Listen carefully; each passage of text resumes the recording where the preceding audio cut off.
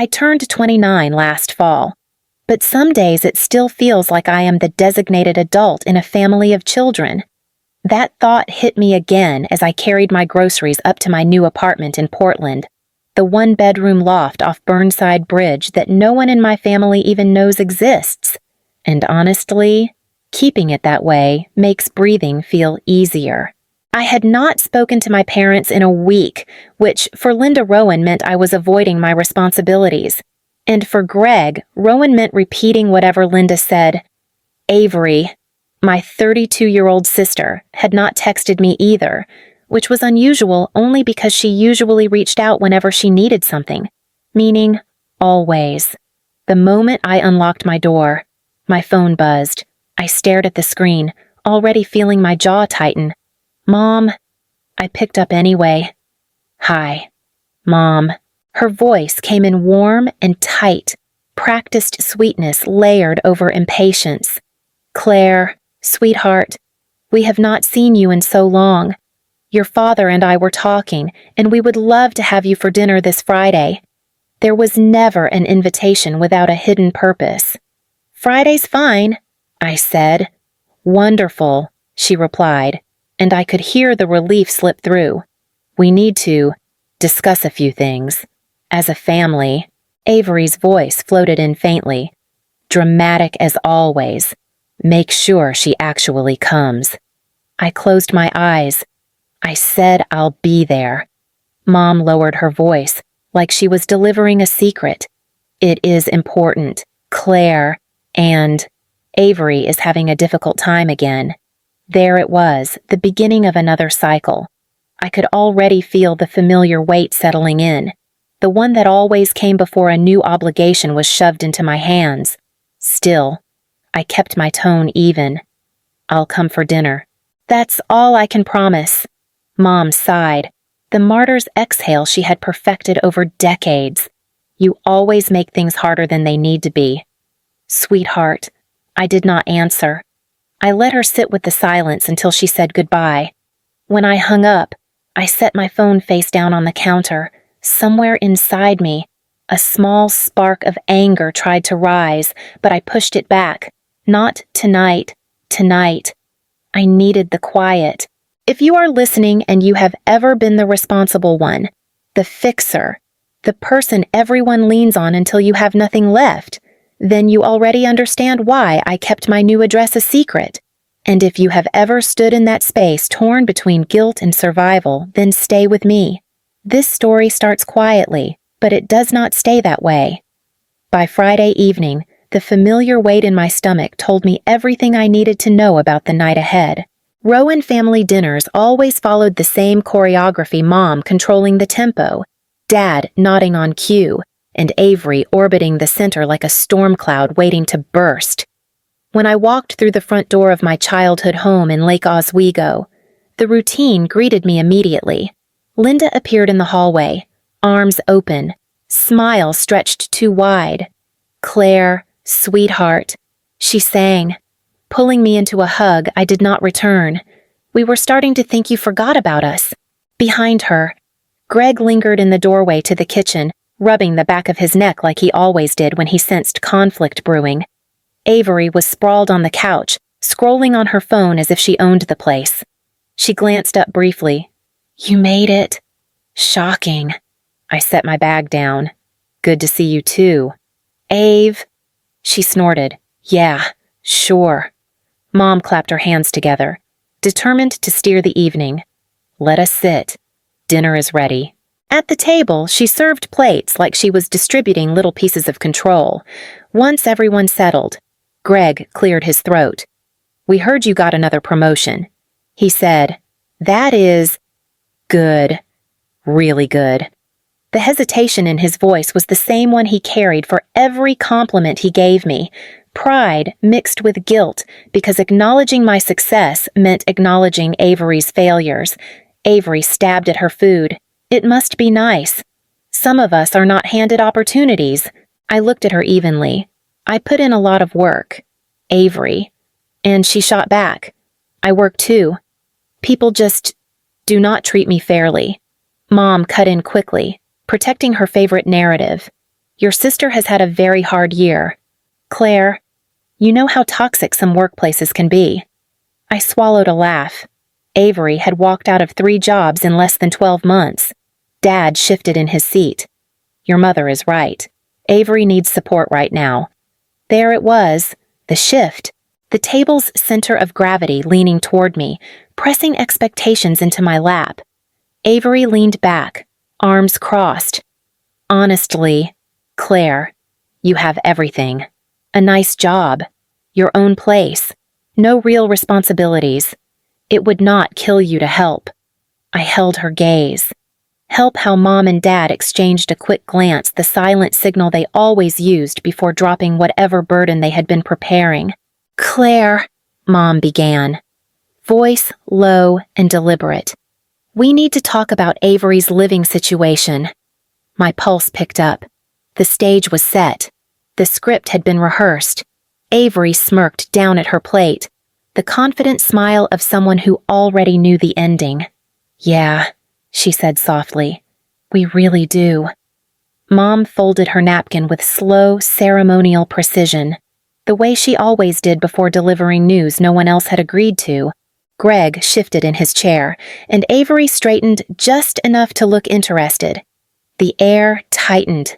"Claire," Mom began, voice syrupy soft. "Your sister has been struggling again." Avery sighed loudly, as if the world had wronged her personally. "I really do not want to get into it." Mom patted her hand. "Sweetheart, you do not need to explain. Your boss was clearly targeting you." Avery tilted her head. "Everyone there was toxic. I could not stay in a place like that." I held my fork still. "So you quit again." She bristled. "I did not quit. I removed myself from an unhealthy environment." Mom pushed forward, ignoring the tension. "Which brings us to why we asked you here tonight." Greg cleared his throat. "Your mother and I think it is time for Avery to have stability." Avery glanced at me, expression smug and expectant. Mom clasped her hands like she was offering a blessing. "We have decided Avery will move in with you for a while." The words hung heavy, and everyone watched me like I was supposed to bow my head and accept the decree. I did not. I simply blinked. "You decided." Mom nodded firmly. "You have that new place all to yourself. It is a waste of space for one person," Avery added. "It is temporary, maybe 2 or 3 months. You will barely notice me." I leaned back slightly. "Where exactly did you get the idea I was offering a room?" Mom let out an exasperated breath. "Claire, do not do this. You have always been the strong one. We are asking you to step up for your family." Greg nodded. "Your sister needs help getting back on her feet." Avery crossed her arms. "You know I cannot stay here, and I am not going back to another roommate situation. People take advantage of me." I kept my face neutral, which seemed to irritate Mom even more. "We already made arrangements," she continued. "Avery can start moving her things next Saturday." The confidence in her voice was stunning. She had not asked me a single question. She had simply rewritten my life for me. Avery leaned forward. "Thanks in advance." "Claire." "Really?" Mom smiled, believing the matter settled. Greg exhaled with visible relief, and Avery looked at me like she had already won. I lifted my glass, keeping my voice steady. "Next Saturday," I repeated. "Got it." The room seemed to settle after my last words, but only because everyone believed I had surrendered. Mom's shoulders softened. Greg leaned back in his chair, and Avery finally allowed herself a satisfied smile. Mom spoke first, her voice glowing with triumph. "I knew you would understand." "Claire, you always do the right thing." Avery twirled her fork like she had just been crowned. "Honestly, this will help both of us. You get company. I get space to breathe. Win-win." I kept my face blank. Right. A win. Greg, encouraged by the shift in tone, chimed in. "And Claire, you have always handled transitions better than the rest of us. Your sister just needs time. Avery rolled her eyes dramatically. I need more than time. I need support. Real support. People who actually want me to succeed. Her gaze drifted pointedly toward me. I did not react. Mom squeezed Avery's hand. You will have all of that at Claire's. The assumption hung heavy, my life, my home. My boundaries were simply ingredients in their recipe for Avery's comfort. I took a slow sip of water. So, next Saturday, Mom nodded. We were thinking late morning. Around 10, Avery added. Do not worry, I do not have that much stuff. Just clothes and a few boxes, maybe 6 or 7. And I will help with chores. That last line almost made me laugh. Avery had never helped with anything in her life, but I kept my voice gentle. Good to know. Mom seemed almost giddy. And Claire, we are proud of you. Truly. This is what family does. I set my glass down carefully. Of course. Avery leaned forward, confidence blooming. And once I get settled, I will start job hunting again. Maybe in your area. You know, something creative. People always say I have a natural eye. You do, Mom affirmed instantly. I watched them 3 people constructing a future that involved my home, my energy, my emotional labor, without ever acknowledging it was all being taken from me. Mom pushed her plate slightly aside. I hope you understand how much this means. I nodded. I understand perfectly. Avery lifted her chin, savoring the moment. I knew you would not let me fall. My smile was small, measured. You always assume I will catch you. Greg frowned slightly at my tone, but before he could say anything, Mom stood and began gathering plates. Well, she said briskly, that is settled. Avery rose too. I should start packing tonight. Mom beamed. You see, Claire. Everyone will benefit. I stood collecting my coat. I will be there next Saturday. Just let me know when you arrive. Avery waved a dismissive hand. Do not be late. We have a lot to do. I slipped my coat on, buttoning it slowly. I would not dream of missing it. Avery smirked. Mom looked proud. Greg exhaled in relief. No one noticed the shift in my eyes, the quiet flicker that came only when a person decided they had finally reached the end of being used. I turned toward the door. Next Saturday, I repeated, my voice steady, calm, and utterly unreadable. By the time I stepped back into my apartment that night, the decision was already sealed inside me. Not the decision about Avery moving in, because that had never actually been on the table, but the decision to let my family walk straight into the consequences of never listening. I set my keys down and glanced around the loft. My real home. The place no one in my family knew existed. I had signed the lease 6 weeks earlier, moved everything over in 2 trips, and never mentioned it to a single person. They had never asked. The next morning, my phone lit up with a text from Mom. Avery is so relieved. We knew you would do the right thing. I typed back Saturday works. Nothing more. Avery texted right after, do not be late. I cannot deal with chaos right now.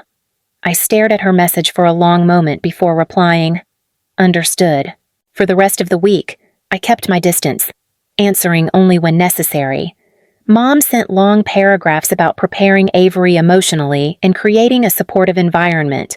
Greg called once, hesitated, then simply said, thank you, Claire.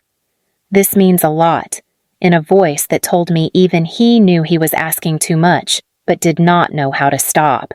Avery, meanwhile, sent a stream of instructions when to arrive, how much parking space she would need, whether I could make room in the closet. Every message assumed ownership over a space she had never even seen. I never corrected her. On Friday night, as I set my phone on silent, I whispered into the empty room, tomorrow is yours. Avery, every bit of it. Not a threat, not a warning, just the truth. I already knew exactly where I would be on Saturday morning, and it was not anywhere near my old apartment. I spent Saturday morning exactly where I planned to be, nowhere near my old apartment. I sat in a small cafe in the Pearl District, sipping burnt coffee and letting the minutes stretch, my phone face down on the table. By 10:15, the first call came in. I let it ring. 10:18, another call. 10:21, a voicemail. 10:23, Avery, then Mom, then Dad. At 10:30, I finally flipped the phone over. 6 missed calls, 4 texts. Mom's message was first Claire. "This is not funny. The building manager says someone else is living here." Then Greg call us immediately. "We are standing outside with all of Avery's things." Then Avery, predictably dramatic. "What did you do?" "Why are strangers in your apartment?" I took a slow breath and answered the next incoming call. Mom's voice burst through the speaker. "Claire, what is going on?" "The tenant here says he moved in almost 2 months ago." I kept my tone steady. "Right." "I moved out." "You what?" she snapped. I stirred my coffee. "I moved 6 weeks ago." "I thought you knew." Avery grabbed the phone. I could hear the rustle. "You thought we knew, Claire. All my stuff is here. We have been waiting outside for 30 minutes. I am sorry you are stuck." I said, "But I no longer live there." Greg's voice cut in, shaky with frustration. "Claire, you should have told us. You never asked where I lived." I replied, "You just assumed." Mom let out a strangled sound. "We made a plan. We packed Avery's things. We brought everything down here. Then you should probably bring everything back," I said. Avery hissed. "You cannot be serious. I have nowhere to go." "Claire?" "Nowhere." "That sounds difficult," I said. "You promised I could move in with you," she shouted. "I promised I would be there today." I corrected. "I never said where." There was a long pause, one of those moments where the truth finally hits the person who has been avoiding it. Greg tried again. "Claire, please, just come here and sort this out." "There is nothing to sort out." I said, "I do not live there anymore." Mom's voice cracked. "This is cruel. Claire, how could you blindside us like this?" "Your sister is devastated," Avery screamed in the background. "I am humiliated. Everyone is staring at us." I glanced around the cafe. People were chatting quietly, minding their own business. My world was calm. Theirs was not. "I am heading out for the day," I said. "Good luck figuring things out." Before Mom could respond, I hung up. My phone buzzed again, almost instantly. Voicemails, angry texts, missed calls. I ignored them all. I knew exactly what was happening. Mom trying to reason, Greg pacing, Avery spiraling. By 11:15, they had given up calling. The silence felt like a clean cut through a knot I had carried for years. I paid for my coffee and stepped outside, letting the cold Portland air settle against my cheeks. They had just experienced their first taste of what it felt like to make plans around someone who did not obey the script, and they still thought the worst was behind them. But the day was young, and they had not yet found my new address. I got back to my apartment a little after noon, feeling lighter than I had in months. The silence in my home made everything clearer, sharper. I had barely set my keys down when a knock exploded against the door, hard, urgent, familiar. My stomach sank, not in fear, but in recognition. I looked through the peephole. Avery, Mom, Dad, and every one of Avery's boxes stacked in the hallway like an accusation. I opened the door only halfway. Mom started immediately. "Claire, what you did this morning was unacceptable." Avery shoved forward, eyes bright with fury. "You humiliated me. Do you understand that humiliated?" Greg hovered behind them, exhausted. "Claire, just let us in so we can talk." "No," I said simply. Avery's jaw dropped. "No, You do not get to say no now. We are here. My stuff is here. This, she pointed past me, is where I am staying. She grabbed the closest box and pushed it toward the doorway. It bumped over the threshold by an inch. I nudged it back with my foot. Remove your things. Avery glared. Stop being dramatic. Move. I held my ground. You are not coming inside. Mom stepped between us. Claire, stop this nonsense. You agreed. You said she could move in. I said I would be there on Saturday. I corrected. I never told you where. Mom's voice grew sharp. You are twisting words. You are ignoring them. I said. Greg tried for diplomacy. Claire, she has nowhere to go tonight. That is not my responsibility. Avery laughed bitterly. You are unbelievable. You think you are better than us now? No, I said. I think I am done being used.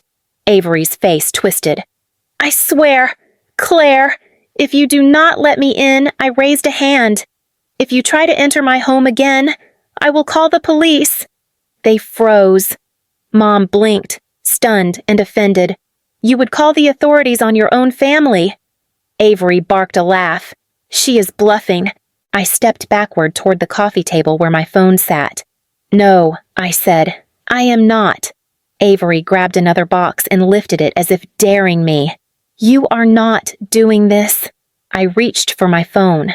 Greg's voice broke, somewhere between pleading and panic. Claire, please stop. But I was already dialing. Avery took one step forward. Leave, I said, holding the phone to my ear. All of you. Mom's voice trembled. Claire. The emergency operator answered. I did not waver. This is Claire Rowan. I said, I need to report trespassing. The emergency operator asked me to confirm my address. I did, calmly, clearly, every word deliberate. Behind me, Avery choked on a shocked laugh.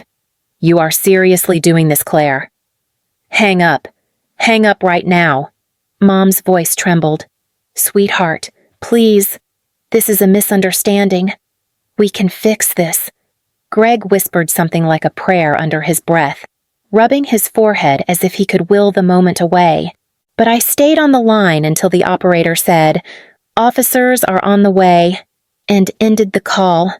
I lowered my phone and looked at them. You need to step back from my door. Avery threw her hands up. You have lost it. Completely. Who calls the police on their own family? I do. I said, right now. Mom's mouth fell open. Claire, we raised you. We are your parents. And I am an adult. I replied. One you do not get to control. Avery shoved the closest box again, pushing it toward the doorway. I am going inside. I am not sleeping in the car because you want to be dramatic. I moved my foot in front of the box, blocking it. Touch my door again, and I will tell the officers you attempted to force entry. Avery's face twisted with disbelief and rage. Oh, so now you are scared of me. Is that what you want to tell them? That your big bad sister is threatening you? I am telling them the truth. I said. That you showed up uninvited and refused to leave. Mom stepped forward, voice cracking. Claire, honey, we are trying to support Avery. She needs a safe place. So find her one. I said. Greg finally snapped. Claire, enough. Stop talking like this. This is your sister. Avery pointed directly at me. You owe me. I met her eyes. I owe you nothing. For a moment, silence ripped through the hallway. Then footsteps echoed from the stairwell. Officer Daniels appeared, a tall woman with clipped brown hair, deliberate steps, and an expression that did not tolerate theatrics. She stopped in front of us, hands resting calmly near her belt. Someone reported trespassing. She asked. Yes. I said. I did. Mom jumped in. Officer, this is just a family disagreement. Claire is overreacting. We are her parents. Daniels raised a hand. Ma'am, I will speak with each of you. Let us begin with the resident. She turned to me. You live here? Yes, I said, handing her my lease agreement and ID. She skimmed them quickly. All right. Then she looked to my family. And you three? Greg gestured helplessly. We are her parents. And her sister. Did she invite you to her residence today? Daniels asked. Avery lifted her chin. She agreed I could move in. Daniels frowned. Did she explicitly say you could stay here in this unit? Avery hesitated. Well, she said yes at dinner. Daniels turned back to me. Did you permit them to enter or leave possessions here? No, I said. I told them not to come in. They pushed boxes toward my door. Avery exploded.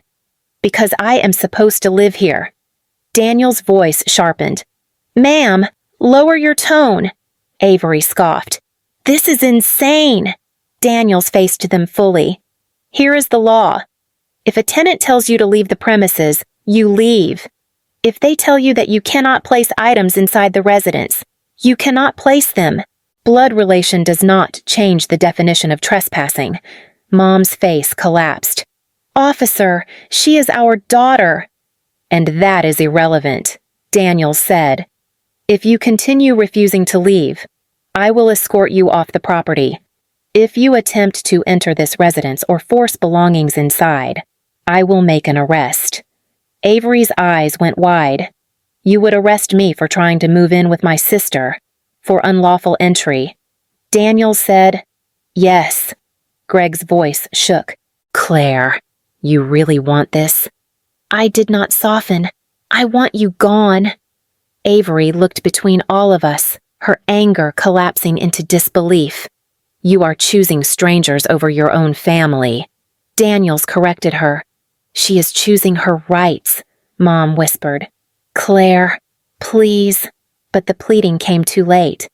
Daniels stepped closer. You have two options. Leave voluntarily, or be escorted.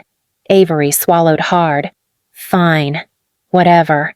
She grabbed one of her boxes, muttering curses under her breath. Mom lifted another with trembling hands. Greg followed silently. I stood in the doorway as they collected their things, each movement a painful unraveling of the control they thought they had. Daniels waited until the last box was gone. If they return without your permission, she said quietly, call us again. I will, I answered. She nodded and walked away. My family stood at the end of the hall, staring back at me, hurt, furious, stunned. For the first time in my life, I did not flinch. I closed the door firmly, not with relief, not with triumph, just finally, with certainty. The silence that followed felt different from anything I had ever known. Not peaceful, not triumphant, just honest. I stood with my hand still on the door, listening to the muffled footsteps fade down the hallway until the building swallowed them completely. My phone buzzed almost immediately. A voicemail from Mom, another from Greg, 3 texts from Avery, each one more vicious than the last. I let the screen go dark. I walked to the couch and sat slowly, as if my body needed time to understand the moment. For the first time in nearly 3 decades, I had not folded. I had not agreed. I had not rescued anyone. My phone buzzed again. Avery's message flashed across the screen. You will regret this. You think you are better than us. You are sick. Another from Mom Claire. I cannot believe you are doing this to your own family. Call us back. We need to talk about consequences. I turned the phone over, screen down on the cushion. There were consequences already. They just were not mine. By evening, the messages had shifted. Less anger, more guilt. The final voicemail was Greg's, voice tired and thin. Claire, your mother is upset. Avery has nowhere to stay tonight. This is not what we wanted. Just think about calling us.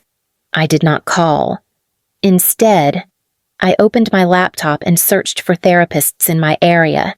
I booked a consultation with the first one who had an opening. When the appointment confirmation appeared, something in my chest loosened just a little, but enough to breathe differently. Later, as I stood by the window, I whispered the truth aloud for the first time. I am allowed to have a life that does not revolve around them. Saying it felt like stepping into sunlight. And if you are still here with me, if any part of my story feels like something you have lived through, then stay close. There is more to tell, and I hope it helps you the way speaking it finally helped me. Sometimes the bravest thing you can do is close the door and keep it closed.